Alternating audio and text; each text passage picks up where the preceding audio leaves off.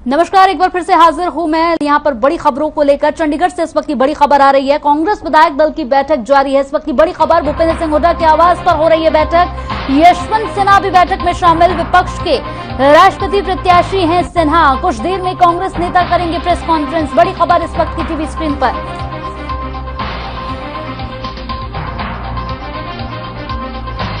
लगातार बैठक हो रही है भूपेंद्र सिंह हुड्डा के आवास पर। लगातार बैठक चल रही है। विपक्ष के राष्ट्रपति उम्मीदवार यशवंत सिन्हा भी बैठक में शामिल। कुछ ही देर में कांग्रेस कर सकती है प्रेस कॉन्फ्रेंस। इस वक्त की बड़ी अहम खबर टीवी स्क्रीन पर। तो इस वक्त की बड़ी अहम खबर टीवी स्क्रीन पर आपको दिखा रहे हैं। लगातार इस खबर पर नजर बनी हुई है। भूपेंद्र सिंह हुड्डा की आवास पर यह मीटिंग हो रही है। विपक्ष के राष्ट्रपति उम्मीदवार यशवंत सिन्हा भी बैठक में शामिल है। चंडीगढ़ में कांग्रेस विधायक दल की बैठक लगातार जारी। इस वक्त की बड़ी अहम खबर टीवी स्क्रीन पर आपको दिखा रहे हैं। यशवंत सिन्हा है राष्ट्रपति उम्मीदवार। जी हां, विपक्ष के राष्ट्रपति उम्मीदवार यशवंत सिन्हा मौजूद हैं इस मीटिंग में। बड़ी अहम ये मीटिंग मानी जा रही है। हुड्डा के आवास पर यह मीटिंग हो रही है। पूर्व सीएम भूपेंद्र सिंह हुड्डा के आवास पर यह मीटिंग हो रही है, जिसमें तमाम लोग कांग्रेस के पहुंच रहे हैं धीरे धीरे। आपको बता दें कि विधायक दल की बैठक ये जारी है। बड़ी अहम बैठक मानी जा रही है। विपक्ष के राष्ट्रपति उम्मीदवार यशवंत सिन्हा भी इस बैठक में शामिल हैं। काफी महत्वपूर्ण बैठक मानी जा रही है, जिसमें तमाम कांग्रेस के बड़े नेता पहुंच रहे हैं। विधायक दल की बैठक ये काफी महत्वपूर्ण है।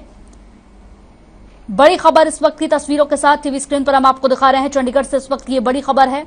भूपेंद्र हुड्डा के आवास पर यह बैठक हो रही है। काफी महत्वपूर्ण बैठक, और इस बैठक में काफी कुछ महत्वपूर्ण ही रहने वाला है, क्योंकि विपक्ष के राष्ट्रपति उम्मीदवार यशवंत सिन्हा भी इस बैठक में शामिल हैं। कई महत्वपूर्ण बातें और कई महत्वपूर्ण चर्चा इसमें चल रही है। लगातार कांग्रेस के तमाम नेता यहां धीरे धीरे पहुंच रहे हैं। तस्वीरें आप टीवी स्क्रीन पर देख सकते हैं।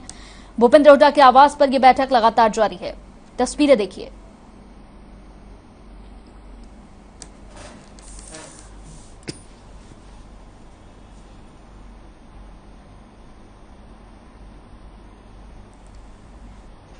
तो वहीं पंचकुला में आज प्रदेश के पहले राज्य यहां पर फैशन प्रौद्योगिकी संस्थान का शुभारंभ हुआ। मुख्यमंत्री मनोहर लाल और केंद्रीय मंत्री पीयूष गोयल करेंगे एनआईएफटी का शुभारंभ। और साथ ही साथ आपको बता दें कि संस्थान में हरियाणा के विद्यार्थियों के लिए 20% सीट आरक्षित हैं, और वर्तमान सत्र में 3 ग्रेजुएशन और 2 पोस्ट ग्रेजुएशन के कोर्स भी शामिल किए गए हैं। संस्थान के शुभारंभ के दौरान विधानसभा स्पीकर ज्ञानचंद गुप्ता, गृह एवं तकनीकी शिक्षा मंत्री अनिल विज और स्थानीय सांसद रत्नलाल कटारिया भी यहां पर मौजूद रहे। वहीं प्रदेश के शिक्षा मंत्री कंवरपाल गुर्जर भी इस मौके पर मौजूद रहे। तो पौधारोपण भी यहां पर किया गया। प्रदेश के पहले एनआईएफटी का शुभारंभ, प्रदेश के छात्रों के लिए सीटों का आरक्षण।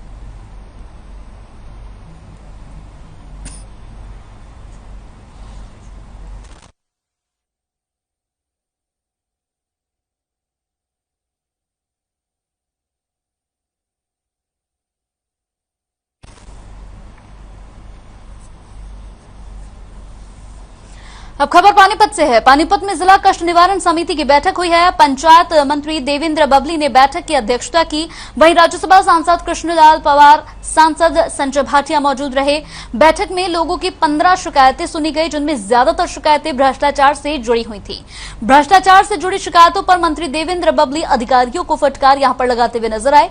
इस दौरान देवेंद्र बबली ने कहा कि हरियाणा सरकार जीरो टॉलरेंस नीति पर कार्य कर रही है। अगर कोई भी भ्रष्टाचार में शामिल पाया जाएगा तो उसे कतई बख्शा नहीं जाएगा।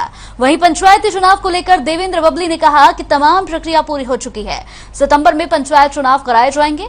मीटिंग में शामिल राज्यसभा सांसद कृष्णलाल पवार ने पंजाब में आम आदमी पार्टी की सरकार पर निशाना साधते हुए कहा कि जिस तरह से पंजाब सरकार कार्य कर रही है, उससे लगता है कि आम आदमी पार्टी की सरकार नहीं चल पाएगी।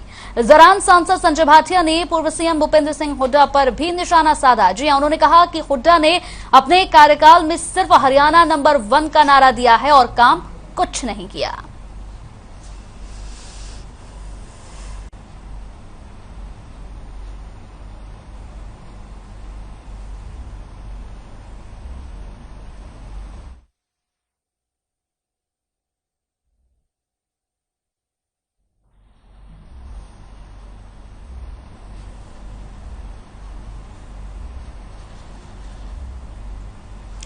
तो वहीं बल्लभगढ़ में रखोपुर से यहां हैरान कर देने वाला मामला एक सामने आया है। जी हां, जहां एक युवक को उसी के भाई के बेटों ने मामूली सी कहासुनी को लेकर पीटा। इस मारपीट में युवक घायल हो गया, जिसे अस्पताल में भर्ती कराया गया। घायल की पत्नी ने जानकारी देते हुए बताया कि उसके पति जहरुद्दीन को उसी के भाई के बच्चों ने यहां पर हथौड़ा मारकर घायल कर दिया। मामले की सूचना पुलिस को दी गई, लेकिन पुलिस मामले में कोई ठोस कदम अभी तक नहीं उठा पाई है।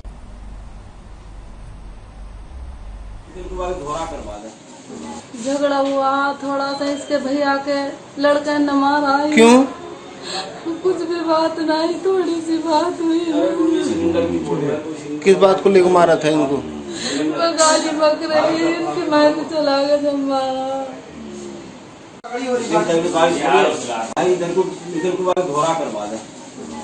चोट ज्यादा है।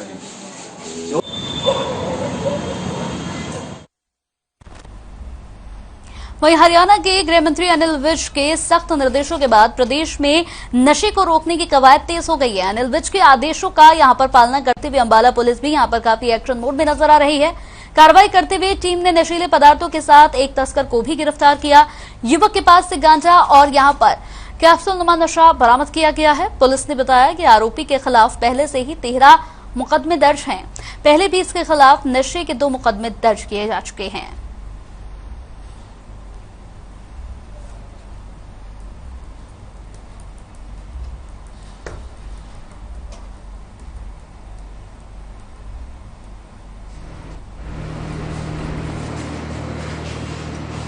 दिन एक सख्त दिशा निर्देश जारी हुए थे कि हरियाणा प्रांत में नशे के ऊपर पूरी तरह से लगाम लगाई जाए।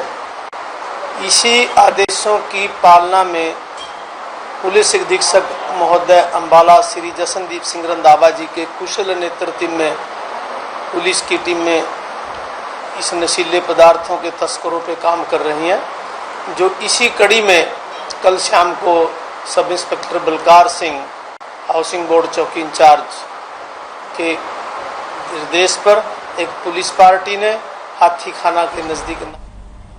खबर अंबाला से है, जहां लालकुर्ती इलाके में 12 होटल संचालकों पर नगर परिषद प्रशासन ने कार्रवाई की है। नियमों की अवहेलना करने पर कार्रवाई की गई। कानून व्यवस्था कायम रखने के लिए मौके पर भारी पुलिस बल भी तैनात किया गया। बता दें कि निर्धारित दस्तावेज जमा न करवाने वाले होटल संचालकों के होटल सील कर दिए गए हैं। जी हां, कार्रवाई से पहले ही नगर परिषद ने होटल संचालकों को नोटिस दिया था। नोटिस के बाद कुछ होटल संचालकों ने अदालत का दरवाजा भी खटखटाया, जिसके बाद अदालत ने यहां पर स्टे लगा दिया था। नोटिस की समय अवधि पूरी होने के बाद यहां नगर परिषद होटलों के खिलाफ सीलिंग की कार्रवाई करने पहुंची है, जहां कुछ होटल संचालकों ने उनका विरोध किया, लेकिन भारी पुलिस बल की तैनाती के आगे उनकी एक न चली और नगर परिषद अधिकारियों ने एक एक करके 10 से 12 होटलों को पूरी तरह से सील कर दिया। होटल संचालक राजेश गर्ग का कहना है कि नोटिस जारी यहां पर किए गए हैं, उसमें होटल सीलिंग की बात नहीं की गई, लेकिन बावजूद इसके नगर परिषद जबरन उन होटलों के खिलाफ सीलिंग की कार्रवाई करने में जुटा हुआ है।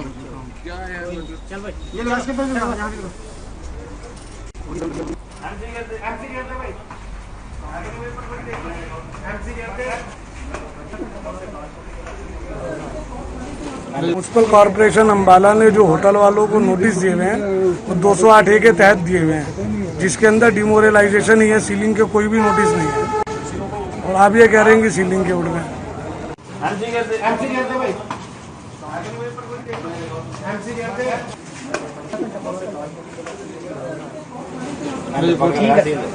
तन्ने भी तो दिला दिया मेरा भाई, बस हो ही जा। खबर महेंद्रगढ़ से है। महेंद्रगढ़ के हरिनगर कॉलोनी में उस वक्त अफरा तफरी मच गई जब सीएम फ्लाइंग और गुप्तचर विभाग की टीम छापेमारी के लिए आई। टीम को छापेमारी के दौरान झुग्गी झोपड़ी से भारी मात्रा में नकली घी मिला है। दरअसल बता दें कि गुप्तचर विभाग को सूचना मिली थी कि यहां नकली देसी घी बनाने का काम किया जा रहा है। गुप्तचर विभाग ने सीएम फ्लाइंग के साथ मिलकर कार्रवाई करते हुए यहां से 106 किलो घी बरामद किया। टीम ने घी का सैंपल लेकर जांच के लिए लैब भेज दिया है। रिपोर्ट आने के बाद ही पता चल पाएगा कि इसमें किन चीजों की कितनी मिलावट है।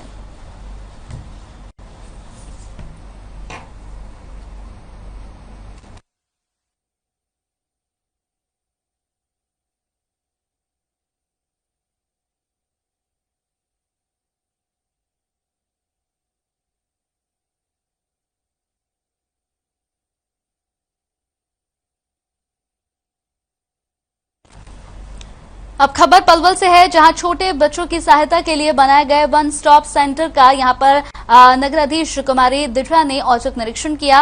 वहीं निरीक्षण के दौरान ड्यूटी पर तैनात कर्मचारियों की लापरवाही भी सामने आई। बता दें कि यहां पर कुमारी द्विजा ने सीसीटीवी फुटेज की जांच की। इस बीच रात को ड्यूटी देने वाले कर्मचारी नदारत मिले। नदारत कर्मचारियों की लापरवाही पर संज्ञान लेते हुए यहां पर कुमारी द्विजा ने कार्रवाई के आदेश दे दिए हैं।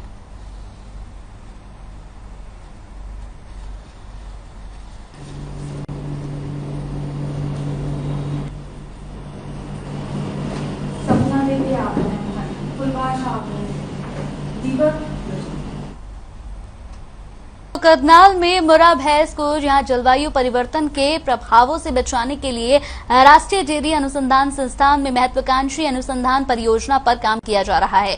आपको बता दें कि साल 2020 से संस्थान में डेवलपमेंट ऑफ यहां पर climate services for Murrah buffalo farmer of Haryana नाम से ये रिसर्च प्रोजेक्ट चल रहा है। आप बताते चले कि संस्थान ने अपने यहां पर शताब्दी साल समारोह के आगाज के साथ ही एनडीआरआई जलवायु सेवाएं नाम से विशेष ऐप लॉन्च किया है, जो कि मुर्रा भैंस को जलवायु परिवर्तन के प्रभावों से बचाने के लिए 2 तरह की जानकारी देगा। रिसर्च प्रोजेक्ट पर और 2 साल काम किया जाएगा। वहीं संस्थान के निदेशक डॉक्टर मनमोहन सिंह ने बताया है कि ऐप में 2 तरह की जानकारी है। आपको बताते चले कि एक के तहत आहार प्रबंधन, स्वास्थ्य प्रबंधन, तनाव प्रबंधन, चारा प्रबंधन, मैनेजमेंट एंड यहां पर प्रैक्टिसेस और मुर्रा भैंस की विशेषताओं की जानकारी को यहां पर सम्मिलित किया गया है। दूसरा, तापमान और यहां पर आर्द्रता सूचकांक आधारित यहां सलाहकार सेवाएं भी इस ऐप में शामिल की गई हैं, जो हर सप्ताह मंगलवार और बुधवार को पशुपालकों को तापमान संबंधी जानकारी दी जाती है।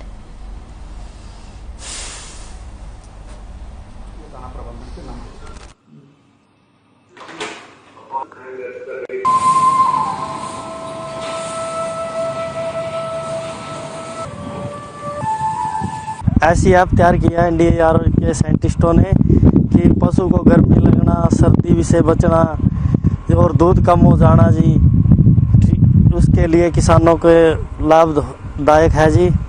और किसान अपने इस ऐप में भी डाल सकते हैं अपना सवाल जी। डेवलप किया जो मुर्रा भैंस किसानों के लिए थी, जो उनको जो जलवायु परिवर्तन से उनको जो उसका, तो इसमें 6 किस्म पहले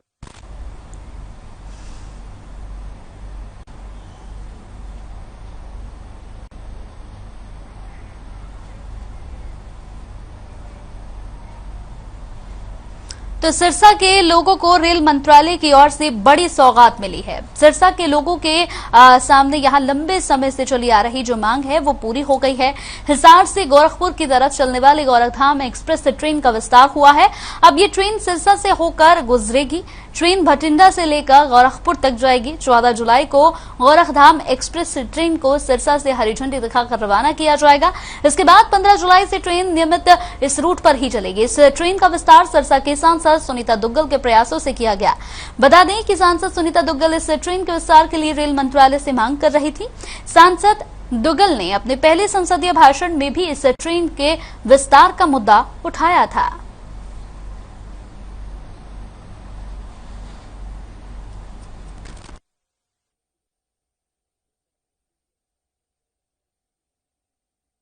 होगी ना। सिरसा वासियों की एक बहुत ही पुरानी मांग जो थी कि जो गोरखधाम एक्सप्रेस है वो हिसार से एक्सटेंड होकर सिरसा तक आए। समस्त सिरसा वासियों को ये खुशखबरी देना चाहती हूँ कि बहुत हर्ष का विषय है कि हमारी वो मांग जो है वो पूरी होने जा रही है और 14 तारीख को हिसार से एक रैक जो है वो सिरसा आएगा और सिरसा से 3 बजे के करीब जो है यहाँ से हम लोग उसको रवाना करेंगे।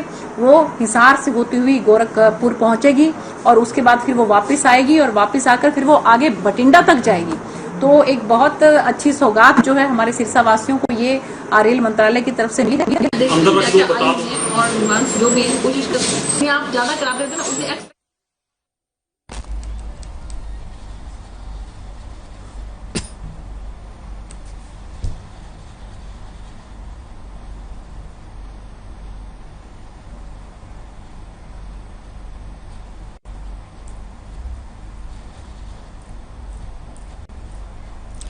तो सिरसा से होकर ये ट्रेन गुजरेगी। आपको बता दें कि सुनीता दुग्गल के प्रयासों से ही आज ये जो सपना है, ये जो ख्वाब है, ये पूरा हो गया है सिरसा वासियों का। आपको बता दें कि रेल मंत्रालय ने 2 बड़ी सौगातें दी हैं और सुनीता दुग्गल काफी इससे सांसद सुनीता दुग्गल इससे काफी खुश भी नजर आई। सिरसा से होकर अब ये ट्रेन गुजरेगी। सिरसा वासियों को बड़ी सौगात मिली है। आपको बता दें कि इसे लेकर सिरसा वासियों में खुशी की लहर भी है, क्योंकि काफी पहले से, काफी समय से वो इसकी मांग कर रहे थे और अब जाकर सांसद सुनीता दुग्गल के यहां पर कार्यभार संभालने के बाद आज सिरसा में भी उन्हें ये बड़ी सौगात मिली।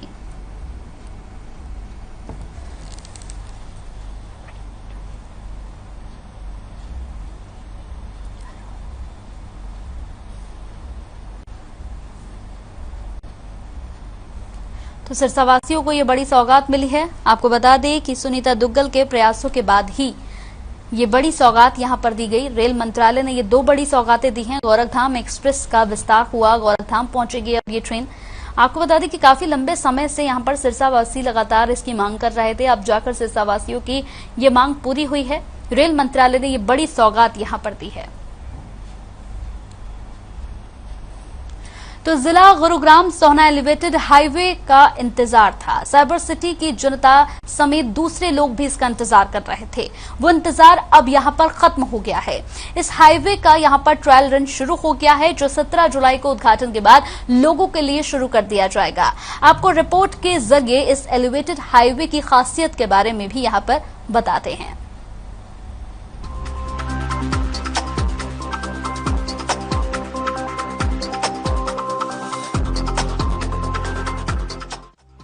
एलिवेटेड हाईवे पर ट्रायल रन शुरू।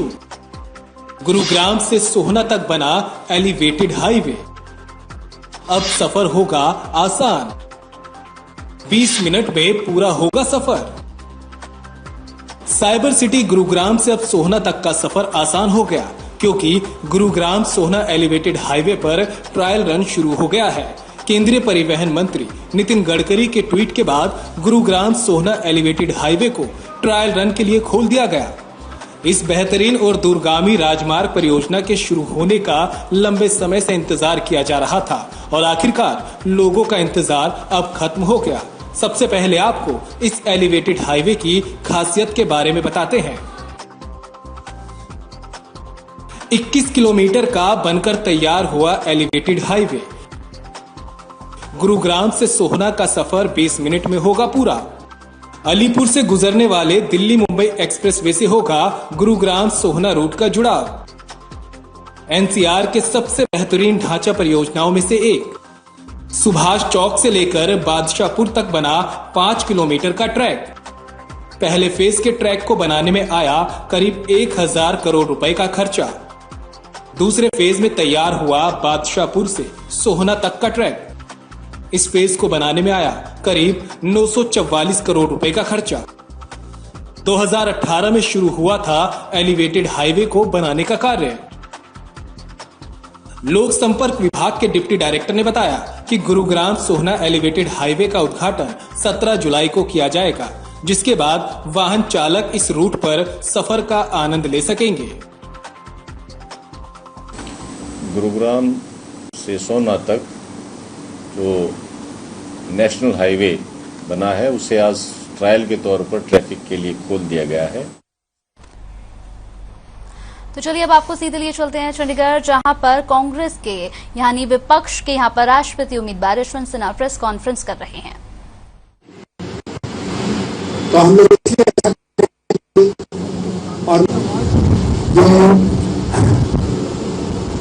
और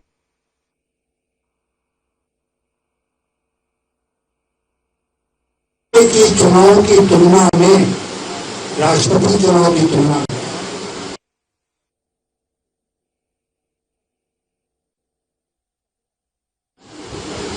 कोई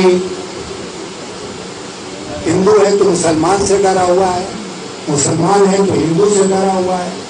समाज को सांप्रदायिक ढंग से बांटा गया है और ये दोनों मिलकर डरे हुए हैं सरकार से और खास करके सरकारी एजेंसियों से। मैंने प्रशासन और पब्लिक लाइफ में 60 साल गुजारे। 60 years is not a small period of time 60 साल में मैंने इतना आतंक कभी नहीं देखा सरकारी एजेंसियों का जितना मैं आज के दिन देखा। मैं 5 वर्षों तक अटल जी की सरकार में वित्त मंत्री था। ये जो इनफेमस, ये उस समय वित्त मंत्रालय के अंतर्गत थी, इनकम टैक्स